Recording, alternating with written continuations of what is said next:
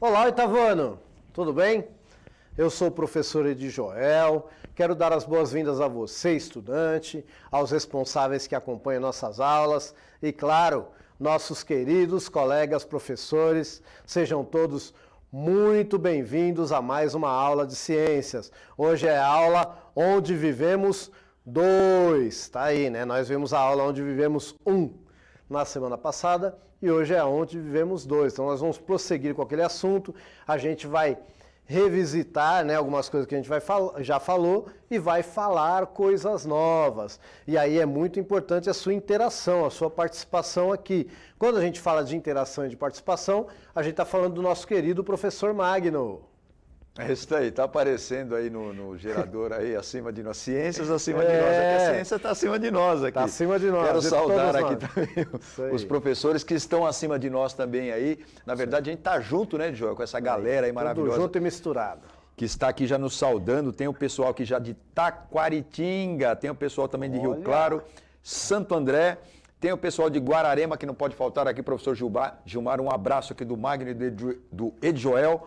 E vamos lá, não vai esquecer aí, professor, você que já nos acompanha, sabe que a gente dá essa dica aí, coloca na interação, coloca ali o nome do aluno, a escola e a cidade que você está falando, que está mais acostumado já dá o bom dia e já fala a cidade, né, Joel? É isso aí. E no mais uma excelente aula aí para todos, Onde Vivemos, parte 2. Isso.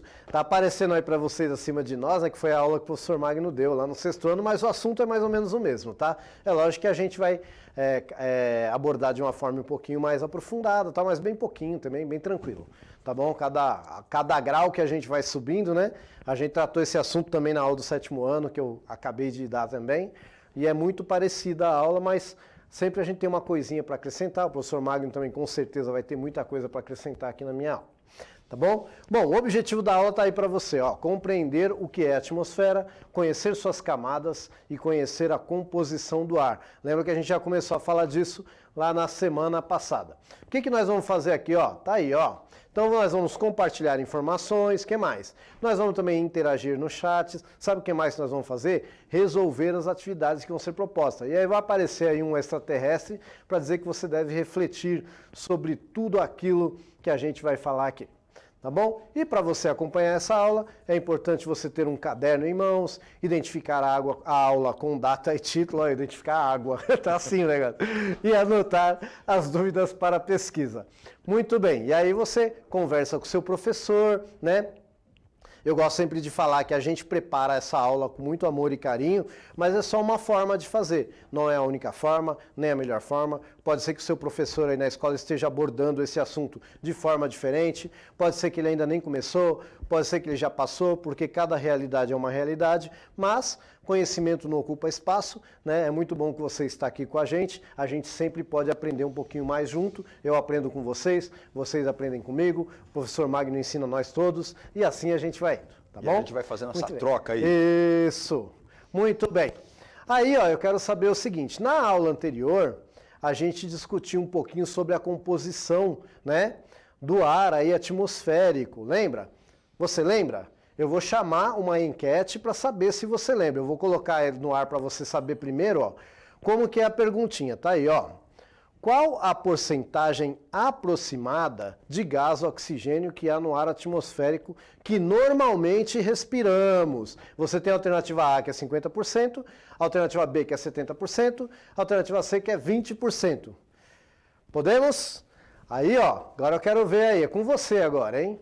É só você apertar aí a letra que você acha que é correta aí no seu aplicativo. O tempo está correndo já, Joel. Está correndo? Quanto tempo a gente tem aí? 20 segundos. 20 segundos e rodando. Quero ver se você prestou atenção. Olha o reloginho aí, 15 segundos. 15 segundos e rodando. Quero ver se você prestou atenção na aula anterior, Alternativa A, B ou C, 50, 70 ou 20%. Vamos lá. Agora, hein? Eu nem lembro, faz tanto tempo, uma semana já. E tudo encerrado. Opa, acabou o tempo. Bom, vamos ver como é que ficou, Edjoel. Ficou assim, ó. 50% para... 50% foi 27%. Alternativa A. Aí você complicou minha vida.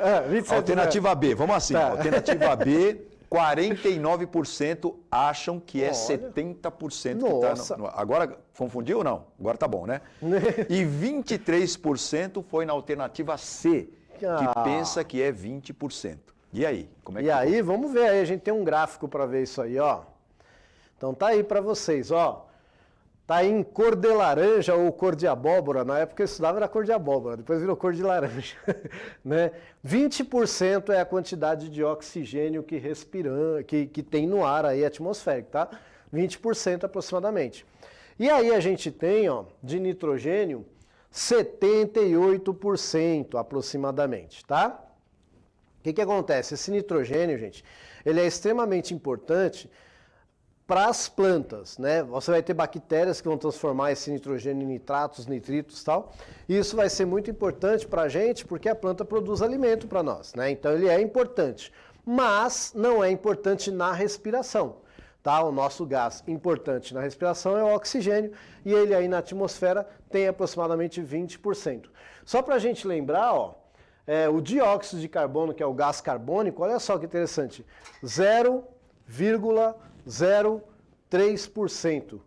E mesmo assim, gente, isso pode variar um pouquinho de um livro para outro, mas mesmo assim, olha só que interessante, 0,03% e a gente se preocupa tanto com ele, né? Diz que se subir aí duas casas, subir 2 dígitos aí, 0,05% ou 0,06%, já é o suficiente aí para derreter geleira, etc e tal, é o que se estima aí, né? Porque o gás carbônico, ele é um gás do efeito estufa. A gente fala que é um gás estufa, mas a gente vai ter uma aula só sobre efeito estufa.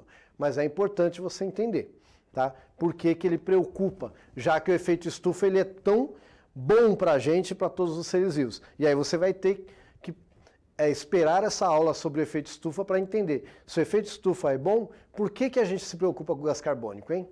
Fica para a próxima aula. Mas vamos lá. Bom, aí é o seguinte... quando a gente vê, assim, por exemplo, um corpo celeste que passa, alguns falam até que é uma estrela cadente, né? Por que será que aquele negócio queima daquele jeito? Imagina que você está vindo do espaço, você conseguiu sair com uma nave. Será que quando você voltar vai ter esse efeito de queimar também? Então, na verdade, isso acontece porque nós temos um escudo natural. Esse escudo natural se chama atmosfera. Nós discutimos também na aula passada o que é a atmosfera. Tá? E hoje eu vou tentar fazer com que você entenda por que que as coisas queimam quando passam pela atmosfera.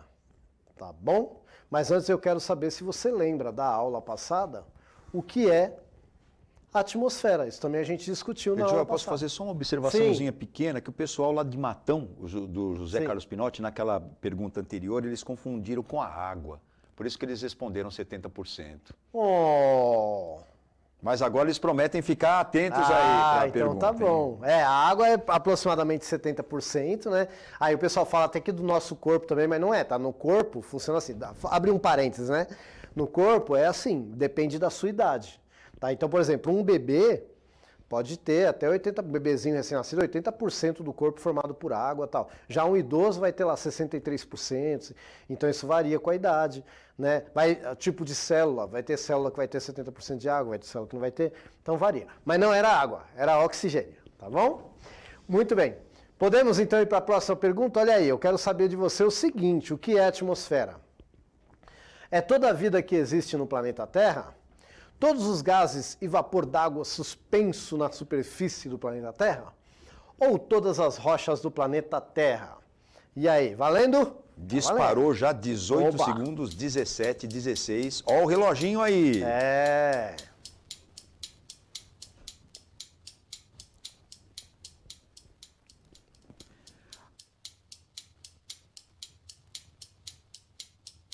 Que eles acertaram. Oitavo A e B tá aqui com a gente. Bom, encerrou o tempo aqui para essa enquete, hein?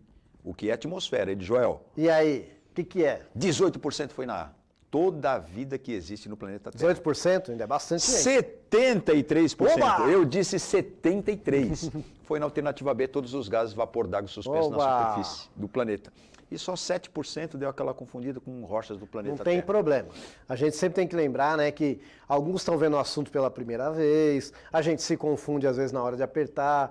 Tudo isso a gente sabe que acontece, mas o importante aqui é a gente discutir e aprender junto. Tá bom? É isso que a gente faz aqui o tempo todo. Quantas vezes vocês não mandam aí alguma coisa e falam, professor, não é bem assim. Opa, e não é mesmo, a gente corrige. Tá bom? Bom, então quando eu falo de toda a vida no planeta, lembra que normalmente, né, o prefixo na palavra que vai querer dizer vida é bio.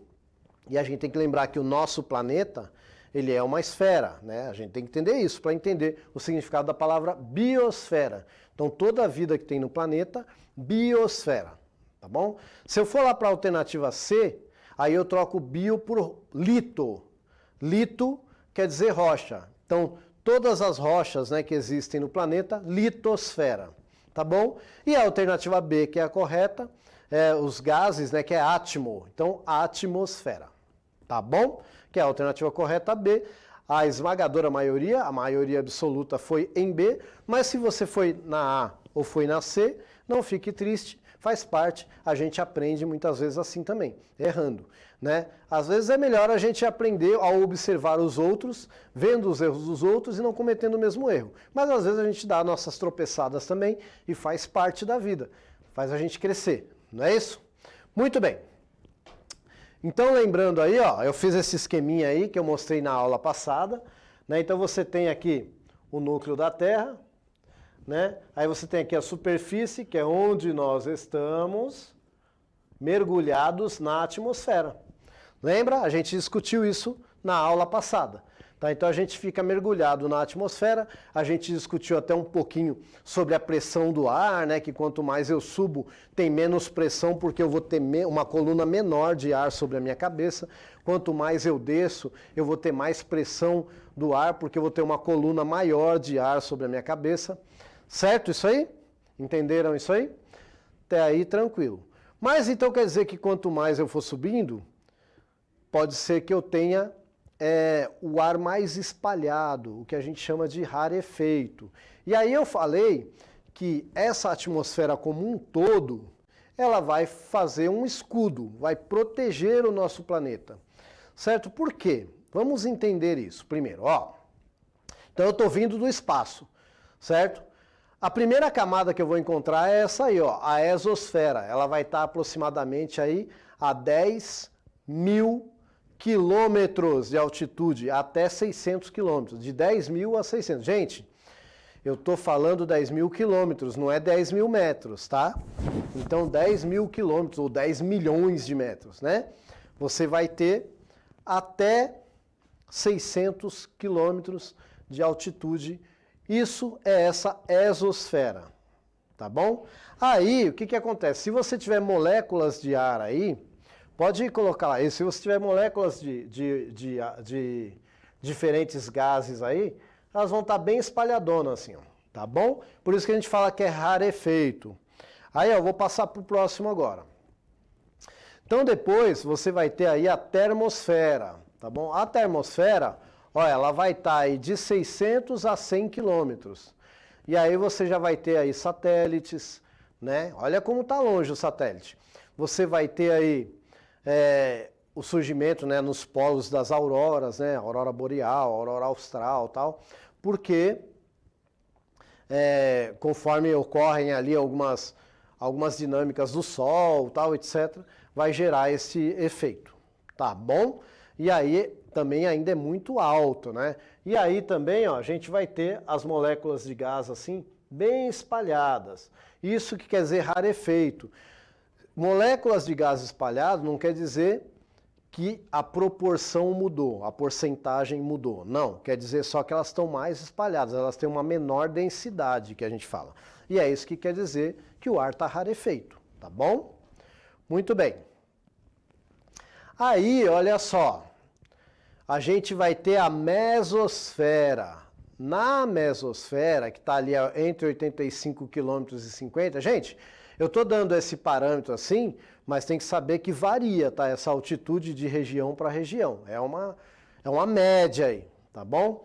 E aqui, ó, começa a ficar um pouquinho mais, ainda está bem rarefeito, mas começa a ficar mais próximo as moléculas de gás umas das outras, tá bom? Aqui também, ó, ainda está bem rarefeito, mas já vai se aproximando. E aqui vai estar bem juntinho, já. Tá? Então, na estratosfera, é normalmente onde você vai encontrar balões meteorológicos, né? E aí, por último, você vai ter ali, ó, a troposfera, que é onde a gente vive, tá bom? Que é onde acontecem aí a maioria dos fenômenos climáticos que são perceptíveis, né, pra gente. Tá bom? Mas tem outras coisas que acontecem lá para cima também que a gente não fica nem sabendo, né? Porque não interfere diretamente na nossa vida, tá bom? Mas tem gente de olho, tá? Tem cientista aí só vendo o que está acontecendo em todas essas camadas, tá bom? Por isso que algumas coisas são tão previsíveis e outras não, né? Tem um pessoal que estuda aí até objetos que podem passar próximo do planeta Terra e que podem gerar algum risco, tá? E às vezes ele passa a milhões de quilômetros do planeta Terra, mas isso quando se fala de espaço quer dizer que está passando pertinho, tá bom? Muito bem. Dito tudo isso aí, lembra que eu fiz uma provocação para você, que eu falei o seguinte, ó, quando está chegando alguma coisa de fora, né, do espaço, que vai entrar aqui na atmosfera, ele queima, ele, né, se é um meteoro, que depois vai virar um meteorito, que meteorito é só depois que ele cai no chão, né? Ito, lembra que Ito é rocha? Então, enquanto ele é um meteoro, né, ele entra, ele fica incandescente, né? O professor Magno lembrou na outra aula ali muito bem da palavra, ele fica incandescente, ele fica aceso. E aí alguns até conhecem esse fenômeno como estrela cadente. Mas por que que isso acontece? Isso acontece pelo seguinte, isso acontece porque, lembra que eu estava mostrando ali que tem várias moléculas de gases em diferente quantidade, né? Assim, umas mais distantes das outras mais próximas. Mas imagina a velocidade que esses corpos estão caindo. E aí eles começam a entrar em atrito com essas moléculas de gases. Tá bom? Imagina nessa velocidade você entrar em atrito com qualquer coisa, né? Vai chegar uma hora que o atrito é tão forte que vai gerar calor. E tem uma outra questão, lá vai ter oxigênio também, lembra que eu falei que a proporção não muda muito? Só muda que é rarefeito? E o oxigênio, ele é necessário para quê? Para que haja combustão de qualquer coisa. Então, para eu queimar qualquer coisa, eu tenho que ter um combustível, um comburente e o calor. Tá? Se eu vou acender uma vela, então eu vou ter lá o pavio da vela, né, que vai ser combustível juntamente com a parafina, eu vou ter lá o calor, né, do fósforo, por exemplo, e eu vou ter o oxigênio alimentando a vela, que é o comburente. Se eu tampar a vela, ela apaga assim que o oxigênio acabar. Tá? Então lá em cima também, eu tenho que ter oxigênio, tá? Eu tenho que ter o combustível, eu tenho que ter o comburente e tenho que ter o calor. O calor está sendo gerado por esse atrito. E aí faz aquele efeito bonito que a gente conhece como estrela cadente, mas não é uma estrela cadente. É qualquer objeto que está entrando na atmosfera. E é isso que vai fazer ele acender e queimar. Tá bom? Eu espero que tenha começado a esclarecer para vocês, tá? Bom, agora eu quero fazer uma perguntinha que ela vai abrir um gancho para a próxima aula, tá bom? Essa perguntinha que eu vou fazer, ela vai abrir um gancho para a próxima aula que eu vou falar sobre efeito estufa. Hoje eu vou falar bem por cima e na próxima aula eu vou aprofundar, porque vai estar diretamente ligado aqui à nossa troposfera, aqui, a parte que a gente interage aqui mais diretamente, tá bom? E a pergunta é a seguinte, ó, já fiz essa pergunta antes, tá? Qual é a relação entre a mudança na composição dos gases da atmosfera e nossa qualidade de vida? Lembrando lá da quantidade de CO2, que eu falei que é bem pouquinho, né? Vou dar 3 minutinhos aí para vocês pensarem.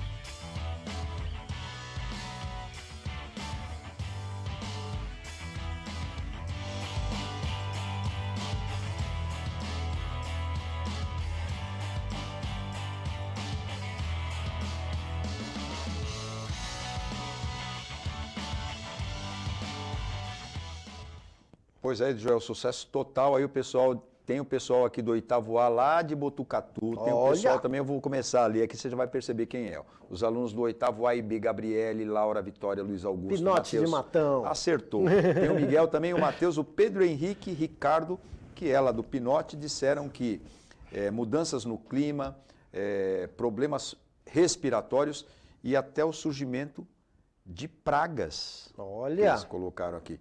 Mas tem também aí a participação do nosso querido professor Gilmar, lá de Guararema, que mandou para nós aqui sempre, né? Sempre está aí com a gente. Mandou aí, ó, problema respiratório, efeito estufa, desequilíbrio ecológico. Muito bem, professor, um abração aí do Magno e do Joel. Tem também a professora Cleusa, que mandou aqui também em nome dos alunos, né? As suas respostas. Tem aqui a professora Maria Lúcia, também desequilíbrio ecológico, mudanças climáticas, acompanhados aí da escola Novak, lá de Guarulhos. Problemas respiratórios. Sim. O Cauã que respondeu. Aluno. Então pode ser, né? Pode ser, né? Problema respiratório. Praga é extremamente importante. As pessoas não estão pensando muito nisso, né? Mas imagina um inseto que ele depende da temperatura do ambiente para viver bem, para estar ativo, etc. e tal. Se eu aumento a temperatura do planeta mais do que deveria, vai aparecer inseto onde não teria antes. Isso já está acontecendo, tá, gente? A gente está vendo tanto insetos que deveriam existir desaparecerem, porque isso também acontece, como insetos aparecerem em lugares que antes não tinha inseto, né? Então, a gente precisa pensar só nisso aí. Por que eu estou falando tanto de inseto, gente? O inseto vai atacar o que normalmente? Planta, né?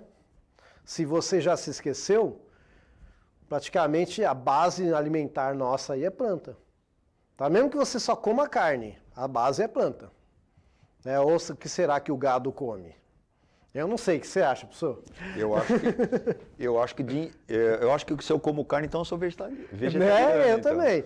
Eu como carne, mas o boi que eu como é vegetariano, tá? Então, né? Então a gente tem que pensar em tudo isso, nessa cadeia. Lógico que a gente tá fazendo um tom de brincadeira aqui, mas o negócio é sério. Estamos lembrando aqui a nuvem de gafanhoto, né? Sim, exatamente. Então, gente... recentemente que tinha uma nuvem aí que passou. Foi no 2020, veio tudo de uma vez, né? Pandemia, nuvem de gafanhoto, parece que tudo que tinha que vir veio de uma vez. Gente, é assim, mas esse é o assunto da próxima aula, então eu quis fazer essa provocação mesmo. Eita, eu apaguei tudo aqui, peraí. Aí tá aí, ó, definição. A atmosfera funciona como um escudo natural que nos protege dos corpos que despencam do espaço. O atrito entre as moléculas dos gases atmosféricos e os corpos celestes, somados à velocidade, ocasionarão a queima dos objetos que muitas vezes pode ser observado e é popularmente conhecido como estrela cadente. Gente, o que eu tinha para falar para vocês hoje é isso. O professor Magno aí vai dar as considerações finais. Cuidado aí que eu estou anotando o nome dos professores e quem não está entrando na aula eu estou colocando falta. Mentira. Avalie aí a nossa aula aí, fala aí o que você achou para a gente sempre melhorar. É a nossa intenção aqui fazer essa parcerada com vocês. Está aparecendo aí o QR Code, aí, o link para você fazer a avaliação. Faz isso agora, vai ser rapidinho. Até a próxima, galera!